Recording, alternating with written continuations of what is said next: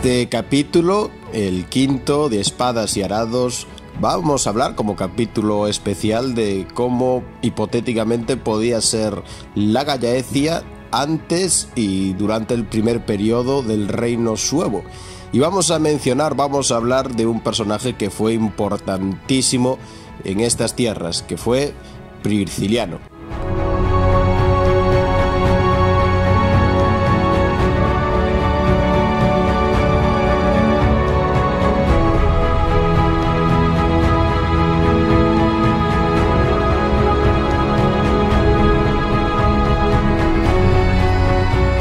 Cuando hablamos de Gallaecia en tiempo tardío romano, no nos podemos olvidar de que la estructura fundamental del territorio, por su geografía, climatología y demás, que es muy compleja, seguía respetando, por así decirlo, seguían los mismos trazados territoriales, comarcales y demás con base a la antigüedad, es decir, al tiempo prerromano. Con esto, claramente un indicativo y un ejemplo sería los propios nombres de muchos conventus, bueno, aparte de los conventos de muchas, por así decirlo, comarcas, entidades menores, poblacionales, en diferentes valles, en rías y demás territorio, mesetas de la Gallaecia, porque tenemos así nombres que heredaron a día de hoy el nombre de la tribu prerromana. Por ejemplo, lo que era la tribu de los Gigurros dio nombre a Valdeorras, Val de Gigurros. Los Saurios dieron un nombre a Sarria, los Lemavos a la tierra de Lemos, o así como los Tamagani a la tierra de bueno, lo que hoy en día es Berín Monterrey, como se sigue llamando la Tamagania. Es decir, la estructura anterior que tenía el territorio de los galaicos, sobre todo, y Astures, se mantuvo, simplemente se romanizó. Pero si hablamos de la Gallaecia romana, aunque vamos a hablar de su época más tardía, no podemos olvidarnos de su comienzo como entidad política dentro del imperio. Pues es a inicios del siglo III, cuando el emperador Caracalla concede una nueva provincia, a la cual llaman popularmente Gallaecia Asturia, que tendrá una corta vida y desaparecerá, pero al poco tiempo, entre el 284 y 288, se creará la Gallaecia definitiva como entidad provincial romana y también consular. Y es en este tiempo cuando a los dos conventos que al parecer iniciaron, que era el convento bracarense de Braga y el lucense de la Lucarense, primero se le añade el asturiense de Astorga, Astúrica Augusta, y ahora se le añade también la cluniensis, que hoy en día sería la capital, Coruña del Conde, que ya son tierras de la antigua Castilla, Cantabria, es decir, es prácticamente todo el noroeste peninsular. A partir de finales del siglo III también parece que empieza a ser la zona, por así decirlo, más desarrollada y importante de esta provincia política, la zona entre el río Miño y el Duero, y así su capital se establece en Brácara, la antigua Brácara, que hoy en día es Braga.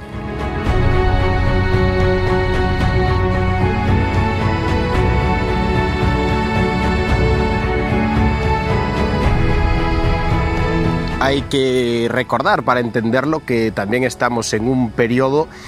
tardorromano de crisis y cambios políticos importantes. Sin ir más lejos, estos cambios territoriales y geográficos del poder político corresponden básicamente a que se está copiando más un modelo oriental. De esta manera nacen nuevas provincias, hasta el imperio se divide varias veces en occidental y oriental, y parte de esos efectos pues corresponden al nacimiento de Gallaecia como provincia propia. Decir que también por estos tiempos cambia la estructura jerárquica, o su hábitat, mejor dicho, en todo el imperio, y la Gallaecia también es reflejo de ello. Es decir, tras las crisis, la inflación y demás en el imperio, mucha gente que vivía en las civitas, en las ciudades, las va abandonando y regresa al campo. Esto en Gallaecia es un poco relativo, porque si algo se caracteriza es que siempre tuvo una población, al parecer, muy rural, que vivía mucho del sector primario, aunque hablemos del Imperio Romano. Aún así, podemos decir que había ciudades notables, como podían ser las capitales de los conventos, Braga, Lugo, Astúrica, o otras de menor envergadura, pero que también podían ser ciudades como Brigantium, con su famoso faro, hoy en día la Torre de Hércules, un punto, eso nos demuestra un punto clave en el comercio marítimo, Iria Flavia, Tongóbrica, Aquis Flibae, que hoy en día es Chaves, o la Nemetobriga, que hoy en día aún desconocemos su ubicación, pero sería algo así como el reflejo de una pequeña urbe o castellum, aún vinculado a los nativos, ¿no?, a la organización territorial que se conservó de antes de la llegada del imperio. Estas ciudades representarían lo que era el poder romano. Ahí se instalan las primeras sedes cristianas, que hablaremos de ellas, pero poco a poco, en un territorio que básicamente aún estaba muy ruralizado, parte de ellas, la población empieza a marcharse para el campo, que siempre digo tener, por la gran cantidad de castros que hay por todo el territorio del noroeste, que sobrevivieron, vamos, a la conquista romana y siguieron creciendo algunos, haciéndose castros nuevos, que eran las aldeas tradicionales de estos territorios. Pues se van agregando más personas que abandonan las ciudades, y así tenemos una importante red de villas o villaes, que parte de la aristocracia que estaba en las ciudades se marcha también en este periodo para esas villas o villaes, que pasarán a ser como pequeñas villas o centro de poder, porque con estos cambios políticos también hay que recordar que lo que es el poder local aristocrático se hace más fuerte, tiene más representación a la hora de recoger los impuestos, de cobrar los impuestos. Ya pasan a ser una economía de impuestos más localistas, y estas villae pues cogen una importancia relevante a partir de esta época.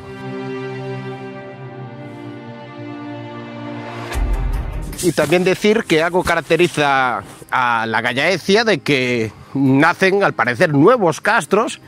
que, como dijimos antes, es la estructura, por así decirlo, tradicional del rural de estas tierras, de importante tamaño algunos, como puede ser el de Villalonga en Lugo,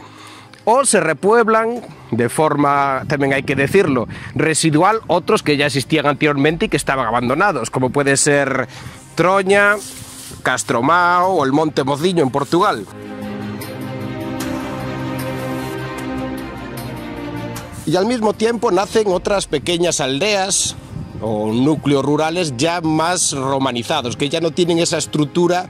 de castro tradicional, pero sí pequeñas aldeas con pequeñas fortificaciones, como son las llamadas civis, que empiezan a nacer en lugares donde ahora la economía es más emergente, como en vías principales de comunicación que aún siguen teniendo tránsito, en cerca de lugares donde aún hay minería, como puede ser el Valle del Tea, o lugares que por su característica rural y necesidad de una economía de nuevo más agraria, pues se hacen con más tendencia a habitarlos.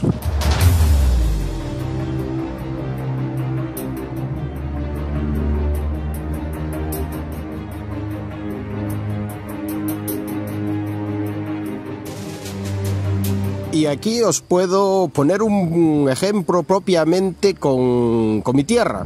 Ovaldo Condado, o el Valle del Tea, donde se refleja bien tal vez cómo era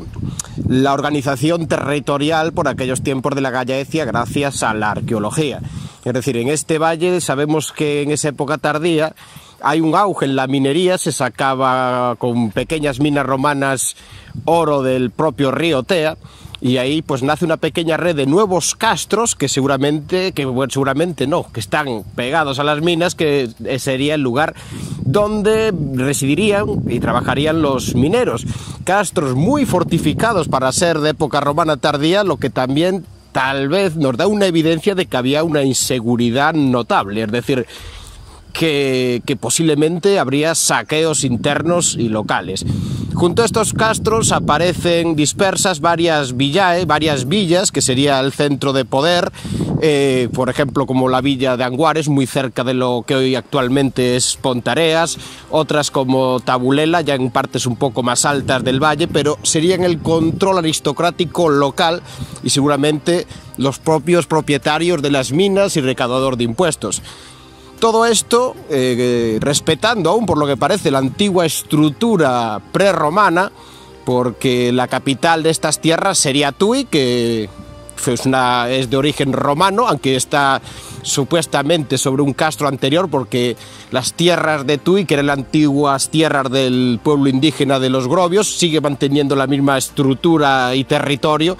y sería el control más elevado de la zona y representación romana seguramente. Decir que luego se le da una sede episcopal ya cuando el cristianismo se asienta, que también es por esta época, y después tendríamos dentro del convento que está en estas tierras, que sería Brácara Augusta, que es la que representa el convento. Es decir, tenemos una estructura que, como veis, organizada, pero que parte claramente de una base totalmente rural y de sector primario, por así decirlo.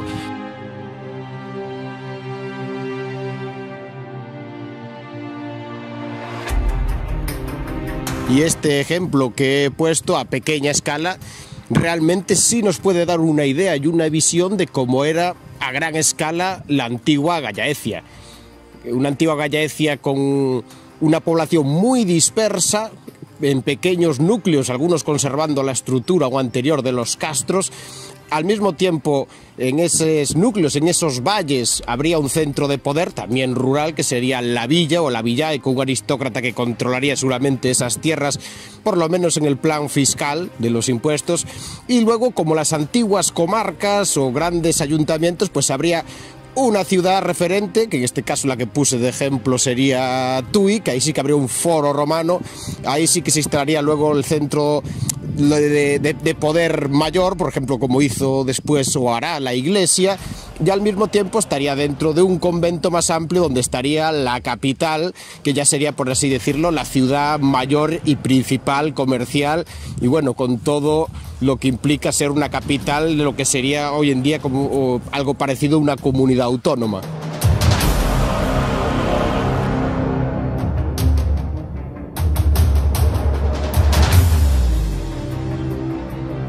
Y es aquí, por estas fechas, cuando también llega en el campo, ahora hablemos espiritual y religioso, algunas modas, porque a veces hablamos de tiempos remotos y pensamos que las modas globales no existían, pero esto es un ejemplo de que sí existían. Llegan las religiones orientales y algunas de más allá de los límites de Oriente en el imperio. Por ejemplo, como el Sol Invictus, la religión de Mitra o Mitraica, que tiene representación en la ciudad de Lucus, en Lugo. Y aún así tampoco podemos olvidar de que aquí, aún en Agallaeces, abrió un fuerte arraigo a las religiones espirituales tradicionales de esta tierra. Un ejemplo es que en muchas aras aparecen dioses locales, dioses galaicos como Larouco, Rabe, Bandua y similares, que debajo tienen su apelativo, es decir, su igual en religión romana. Por ejemplo, Júpiter, que aparece comparado con Bandua como dios de la guerra. Es decir, que antes de llegar la moda de estas religiones, parece que el culto aquí era como un culto que se llegó a hacer como mixto. Es decir, la religión nativa se mezcló y asimiló la religión romana, pero era como algo mixto. Tanto es que tenemos grandes santuarios como el de Ofacho de Donón, en la zona de Cangas, que se puede ver como eso, como una mezcla de ambas religiones, con un culto muy primitivo que parece que es el culto a la salida a la puesta de sol, que cuando se ponía el sol, que para los antiguos de aquí era el dios principal, Lug, pues parece que era el momento de culto para que volviera el siguiente día. Y parece que esto aún se muestra, pero ahora ya de forma mezclada con romanización de ese culto, y ahora es el momento clave cuando esas modas llegan, se instalan, y sobre todo va a haber una moda que viene de Oriente también, una religión, por así decirlo, que será la que se instale definitivamente, que es el cristianismo.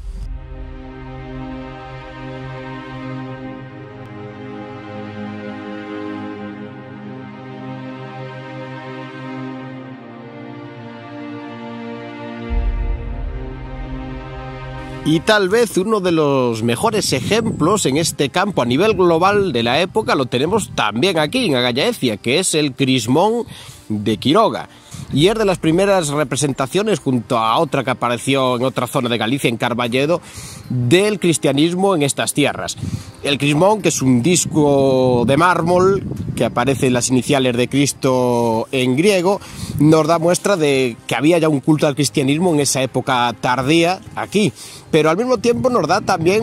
otro matiz de paganismo, porque cuando apareció, es decir, el crismón por un lado es liso, por otro tiene esas iniciales talladas y tiene como unas perlas alrededor que apenas se conservan hoy en día, que hoy en día está en el Museo Episcopal de Lugo, esa pieza. Pues bien, no se conserva porque los habitantes del lugar quitaban esas pequeñas perlas, hacían polvo con ellas y las tomaban pensando que así era como un ritual de fertilidad. Es decir, ahí tenemos otra objeción del mundo pagano alrededor de algo tan antiguo cristiano. Es decir, vemos esa mezcla que os hablé antes aún viva.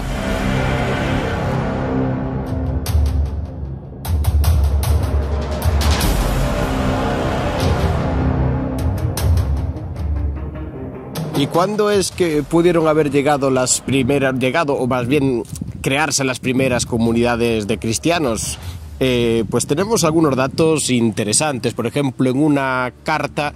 del obispo de Cartago, Cibrán, llama a una comunidad, o la envía a una comunidad diocleciana de la ciudad de Astorga, a un tal Félix, al parecer. Es decir, que ya existía una comunidad bien establecida, con comunicación con obispos y la red cristiana. Es decir, que ya podemos hablar de un inicio organizado del cristianismo, pues a partir de esa época, el 255.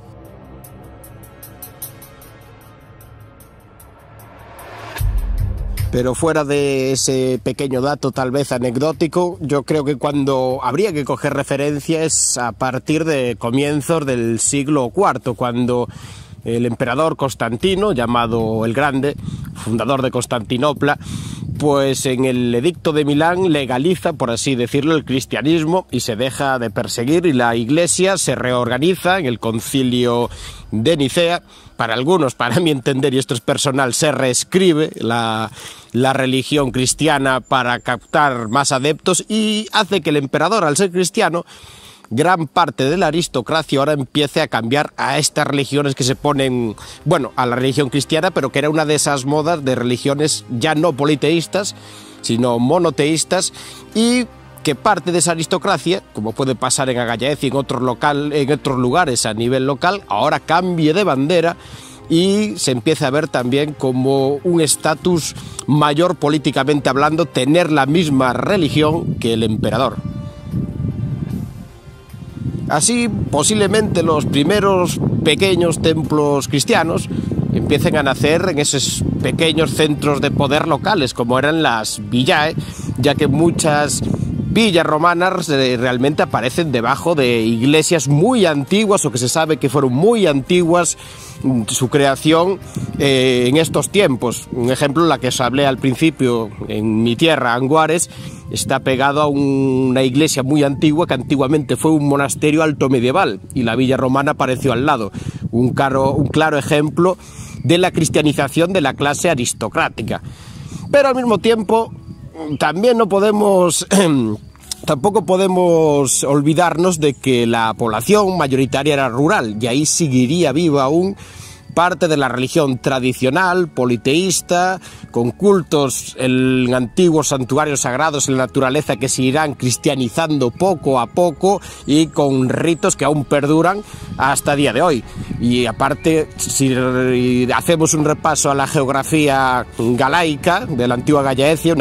una geografía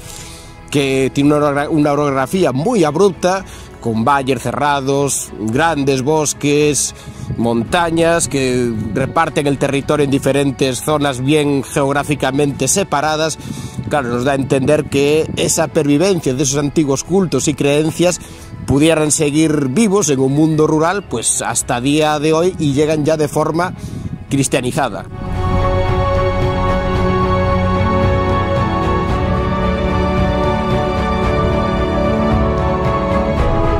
Y creo personalmente que esa es la mejor forma aún viva de entender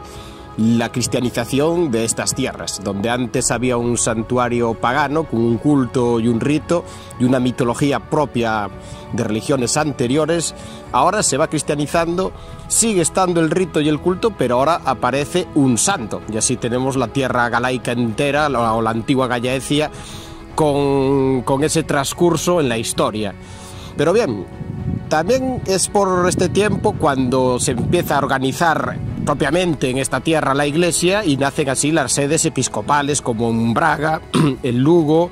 en Astorga, y ya también tienen un carácter, que hablamos ahora de ello, político, es decir, son los grandes aristócratas los que pasan a ser obispos, presbíteros y demás, y ejercen el control religioso y control político de estas tierras. Y ahí es donde nace el personaje que voy a intentar resumirlo ahora, pero que me gustaría hablar en este capítulo, Prisciliano.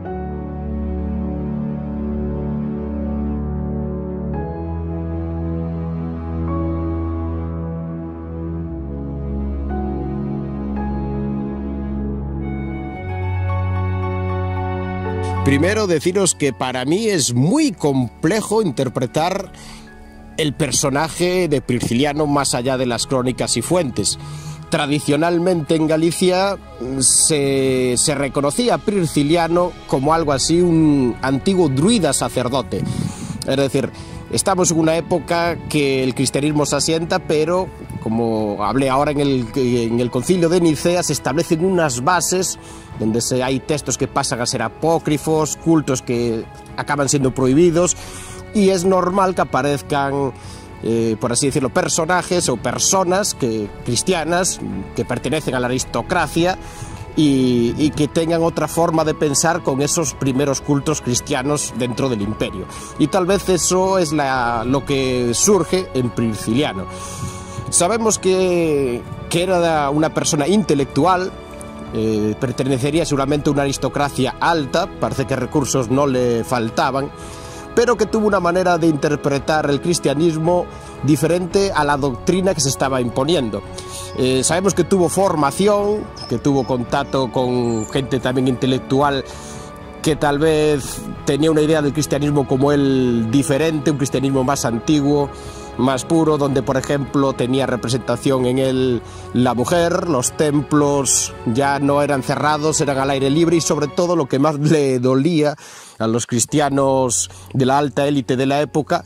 era la jerarquía de la iglesia. Él veía un cristianismo, estoy hablando a grandes rasgos, un cristianismo más puro, más humilde, más del pueblo. Así fue la manera seguramente que tuvo más éxito, por ejemplo, en la Gallaecia, donde los cultos antiguos, pues al parecer eran más abiertos, lugares al aire libre, es decir, que se vería muy bien representado en esas tierras la doctrina de Prisciliano. No sabemos realmente el lugar de su nacimiento, hay quien habla que tal vez nació en la Gallaecia cluniensis, en la zona más burgalesa o para esa zona de ahí,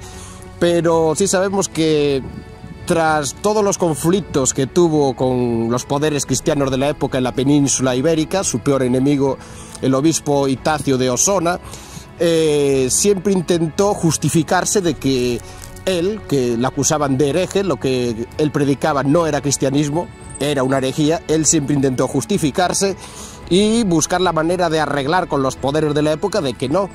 que era al contrario, él lo que practicaba era un cristianismo más espiritual, más puro y más igualitario, y esto claramente le traería pues graves problemas.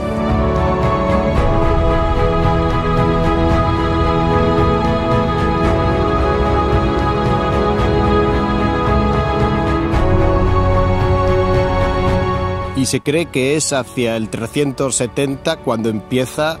a predicar por la antigua Hispania, y también claramente es cuando salen más a la luz sus acérrimos enemigos, que encabezados por Itacio de Osona empiezan a proclamar Prisciliano como un brujo, como un defensor de lo maligno, y para ello manipulan diferentes credos, por ejemplo llamándole maniqueo, que esto, si recordáis de anteriores capítulos, cuando se juzgan priscilianistas, que algo tengo mencionado, se mencionan como maniqueos, que también era otra religión. Esto sí sería una herejía, no es cristianismo, venida de Oriente por Manes, que fue su creador, que dice que todo se basa en el bien y el mal. Hay una parte mala y otro bien, y claramente también esto se puede calzar con lo que predicaba Prisciliano. Él claramente decía que Cristo estaba en todo, pero al mismo tiempo existía el maligno. Es decir, que si se buscan herramientas sí se podría, pero eso para nada querría decir que Prisciliano fuera realmente un maniqueo. Si sabemos que tenía mucha adoración en Cristo y la palabra de Cristo como, por así decirlo, un ser de luz que vino entre nosotros, tanto es que cuando después se persiguen y se juzgan priscilianistas, una de las maneras de saber quién podía ser es que normalmente los priscilianistas llevaban pelo largo y barba como llevaba Cristo, y el propio Prisciliano también seguramente llevaría pues esa apariencia. Y otra cosa curiosa que Itacio acusa a Prisciliano de relacionarlo con el maligno es el culto. A la hora de hacer el culto, hacerlo en la desnudez, es decir, de forma nudista, por así decirlo. Decir que esto tal vez sí que encaja con las religiones anteriores al cristianismo, nativas del noroeste peninsular, pero que también parte de ese reflejo puede seguir vivo hoy en día en nuestras tierras, porque sobre todo dice la nudez de hombres y mujeres juntos. Esto hay romerías hoy en día en Galicia, cristianizadas, que uno de los ritos es, sobre todo mujeres, vayan descalzas, hagan una pequeña peregrinación descalzas en el santuario para pedir en el rito pues diferentes cosas, como fertilidad y demás. Es decir, que parte de eso sí parece que sigue vivo, que pudo tener un punto de inflexión importante en esta época y con el credo de Prisciliano.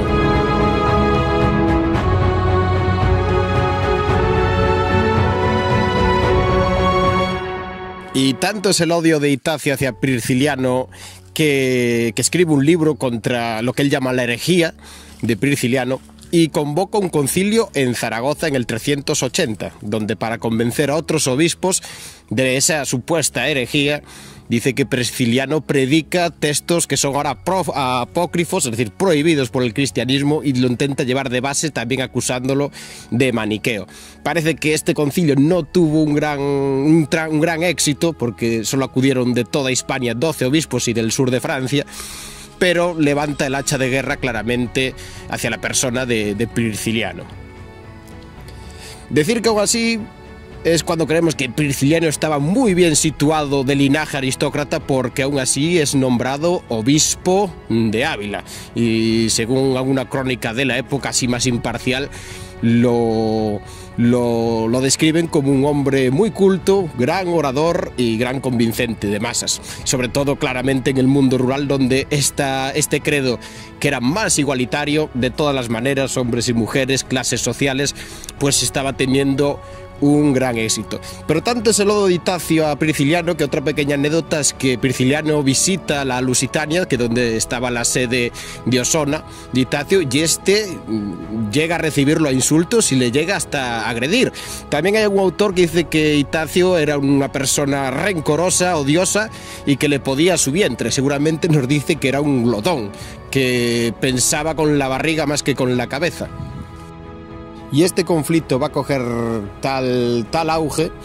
que va a salirse de las fronteras de la vieja Hispania, porque Itacio viaja a Roma para pugnar, para ante el Papa hablar de la problemática de lo que él llama herejía priscilianista, y que al final era, como quien dice, un maniqueo en el armario, y las autoridades de la Iglesia en Roma van a empezar a coger medidas, a tomar medidas. Prisciliano y los suyos, sus discípulos, que tenía al parecer un nutrido grupo entre obispos y también aristócratas de clase alta, sobre todo mujeres, que claro, con esa doctrina de igualdad pues se veían muy favorecidas con el cristianismo de Prisciliano, que eso también le trajo problemas porque dijeron que era algo así como un seductor maligno de mujeres. También hacen un viaje a Roma para intentar aclarar las cosas y justificar de que él no es un hereje. Allí primero va a Milán, quiere hablar con Ambrosio de Milán, pero no lo recibe. Va a Roma junto al Papa, tampoco lo recibe, pero sí consigue hablar con el emperador, con Graciano, y este le da legitimidad, por lo menos a nivel público, ya no religioso, le da legalidad que puede seguir con su doctrina predicándola. Decir que, según las malas lenguas, que Prisciliano consiguió esto porque lo sobornó, es decir, que le pagó a un magister militum cercano a Graciano para que le concediera esto. Eso no lo sabemos, pero también daría otra pequeña evidencia de que Prisciliano era de buena familia, es decir, una familia elevada. Si pudo costearse el viaje, pudo sobornar y demás, que no lo sabemos, que sería de una familia de buen seno.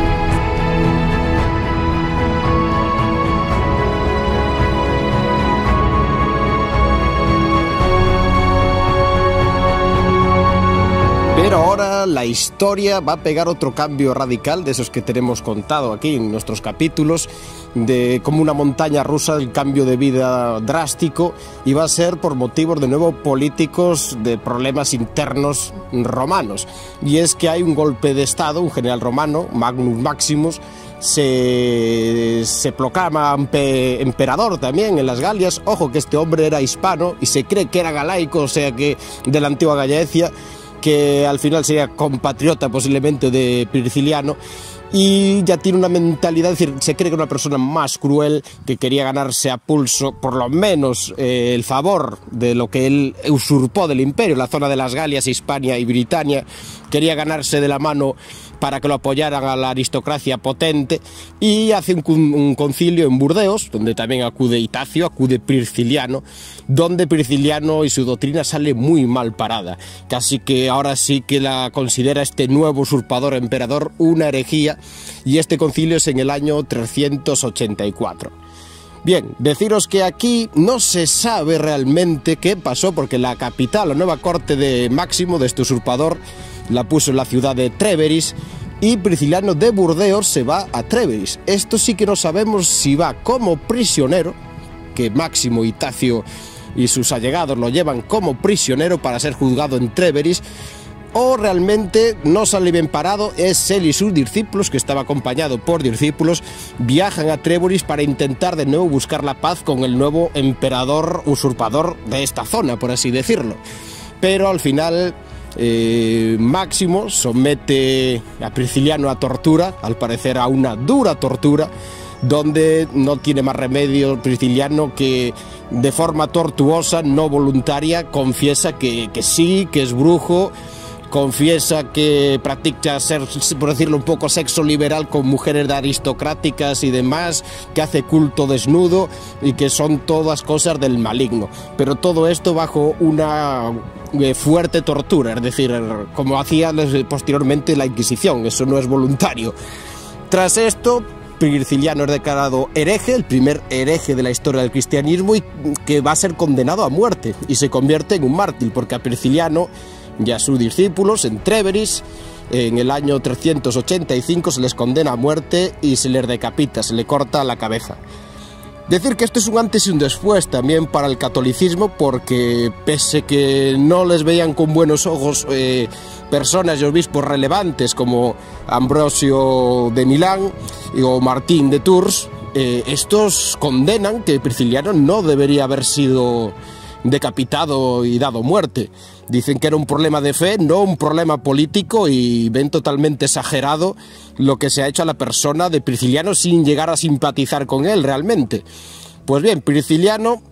desaparece del mapa, pero tras de él deja un legado mayor, porque ahora pasa a ser un mártir.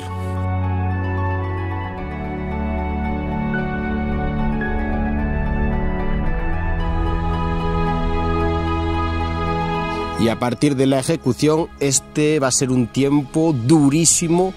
para los priscilianistas. persecuciones, ejecuciones, maltrato. Decían que una de las maneras de interrogar por tortura a la gente del pueblo, la gente normal, para saber si, por ejemplo, era priscilianista, era esa apariencia de pelo largo, barba, pues que era un síntoma de que podía ser priscilianista, y la gente empezó a pasar miedo, pues, sobre todo por los excesos, tanto de dos personas que al parecer muy crueles, como era Máximo, el usurpador emperador, y Tacio, que aún por encima parece que se le eleva la maldad y se hace más cruel de lo que eran cuando Prisciliano estaba en vida, tanto que al parecer tuvo que ser hasta rebautizado. Pero de este tiempo tenemos auténticas barbaridades por la fe, de una supuesta herejía que no existía. Por ejemplo, a una mujer joven en Burdeos que se le lapida públicamente hasta la muerte. Tanto es que entre tanta crueldad llega un momento que parece que esto se relaja, y es cuando Máximo muere y llega de nuevo a ser emperador ya del imperio reorganizado otra vez, Teodosio. Al parecer con Teodosio la cosa se calma y hace que parte de la población en Hispania, volviendo a Hispania, seguramente encabezada por algunos obispos y población de a pie, empiecen ahora a tomarla con Itacio, y este tiene que huir a las Galias, refugiarse en ellas, y desaparece del mapa. Al final, como vemos, tampoco Itacio acabó bien de todo, y Máximo menos, que murió, ¿no?, por así decirlo. Y es ahora cuando vuelve la normalidad, o cuando menos presión hacia los priscilianistas, cuando viene la leyenda del mártir galaico. Dicen que Prisciliano, sus restos estaban en Tréveris, y sus discípulos, tanto de él como de sus discípulos, por lo menos de dos, los van a buscar para traerlos a la Gallaecia natal. Y aquí, como os digo, amigos y amigas, empieza la leyenda, porque el camino que hacen de Tréveris, que está entre Francia y Alemania, a la antigua Gallaecia, se dice que es el antiguo camino de peregrinaje de hoy en día de Santiago, y que lo entierran en algún lugar remoto, algún lugar escondido de la boscosa y misteriosa Gallaecia, y allí se le empieza a dar culto de forma, digamos, clandestina. Y es de ahí donde nace la vertiente, que está muy afianzada aparte en Galicia, de que quien está enterrado realmente en Santiago no es el obispo, no es el apóstol Santiago, sino que es el mártir Prisciliano.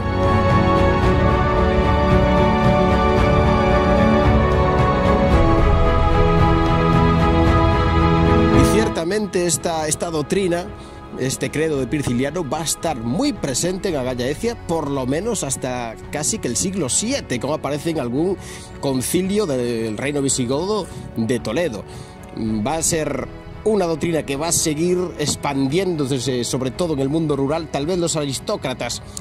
ya que es mencionada como herejía, o fue sentenciada de aquella manera, pero como herejía se empiezan a esconder, aunque sean igual priscilianistas en lo íntimo. Tenemos ejemplos que hemos hablado en anteriores capítulos de Argentio, obispo de Lugo, que se sospechaba que era priscilianista o simpatizaba con ellos.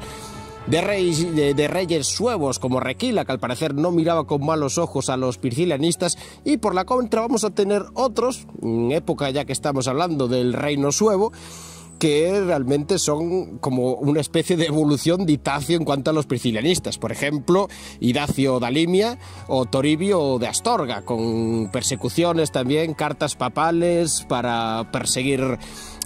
y condenar a priscilianistas. Es decir, va a dar un conflicto religioso que va a durar pues 300 años por lo menos en la Gallaecia, y que en época cuando llegan los suevos pues sigue aún realmente el conflicto y el problema vivo. Y tal vez esa es una de las razones que los suevos encuentran un poder aristocrático y eclesiástico, que como debemos decir ahora casi son lo mismo, que está en conflicto entre sí, y que ellos aprovechan este conflicto seguramente para mantener o asentarse de mejor manera en su beneficio. Y ahora es cuando ya llegamos prácticamente, ya estamos en el limes temporal de la llegada de los suevos y vándalos a la Gallaecia, es decir, hacia el año 409. ¿Y qué se encontraron? Pues un poco el reflejo que estuvimos hipotéticamente contando aquí. Se encontrarían una población con poco peso militar en estas tierras.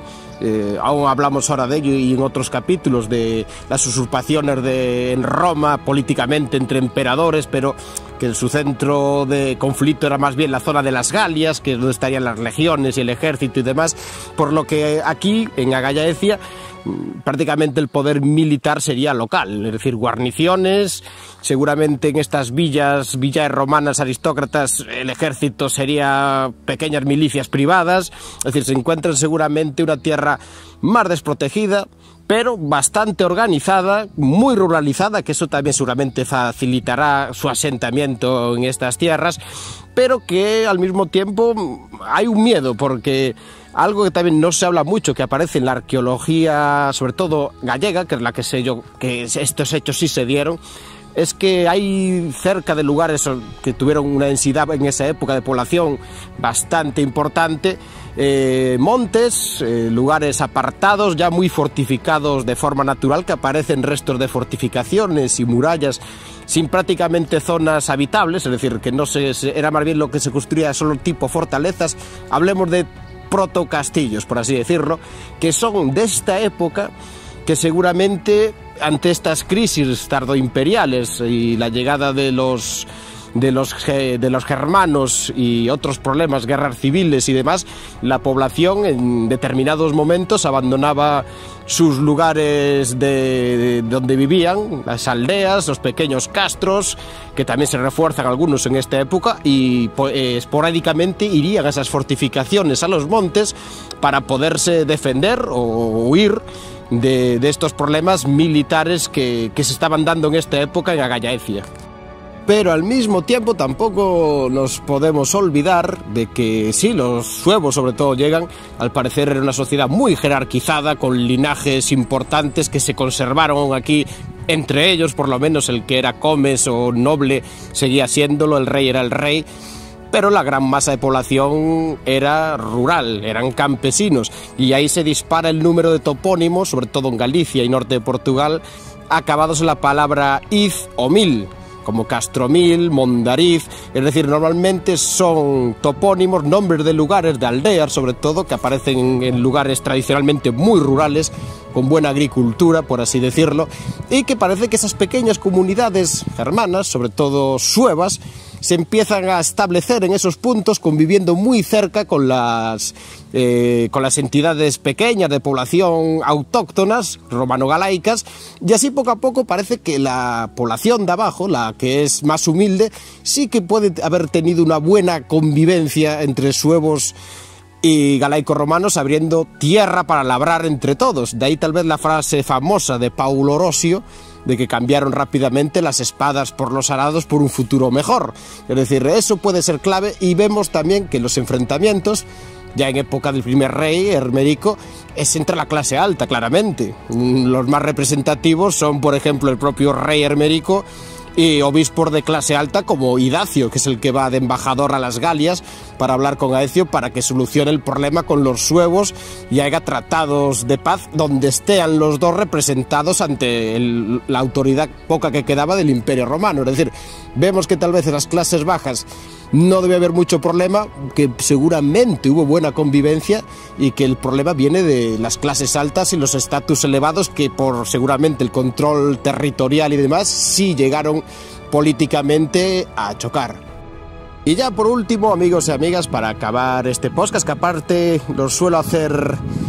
paseando por el bosque con la grabadora, me gusta hacerlo así, por eso a veces puede escuchar algún ruido de fondo diferente, y cuando hablas como hoy de Prisciliano y esos cultos al aire libre, en la naturaleza, de forma muy natural, pues te invade una energía diferente como la que estoy teniendo hoy. Pero un pequeño matiz antes de acabar, que no lo nombré antes, también relacionado con Prisciliano, es que ahora hablando de Paulo Rossi, el otro cronista importante, decir que él abandona supuestamente la Gallaecia por el problema priscilianista y buscarle soluciones, pero al parecer Paulo Orosio no era como Idacio, que lo veía como una herejía, como el mal en persona. Bueno, parecía descendente de Itacio, aparte se parece en el nombre, que también dicen que Itacio y Idacio es el mismo nombre, como nombre, que evolucionan de lo mismo, pero bueno, fuera de esa anécdota, Paulo Orosio, al parecer también su visión con Prisciliano no era como tanto una herejía. Va a consultarlo, pero no es tan herético, sino que lo ve de una manera de como unos cristianos que siguen una mala doctrina y que hay que cambiarlos, es decir, que tienen una mentalidad equivocada dentro del cristianismo y hay que intentar volver a traerlos al buen camino del buen cristianismo. Es decir, es una visión diferente que sí, está en contra del priscilanismo, pero al mismo tiempo tiene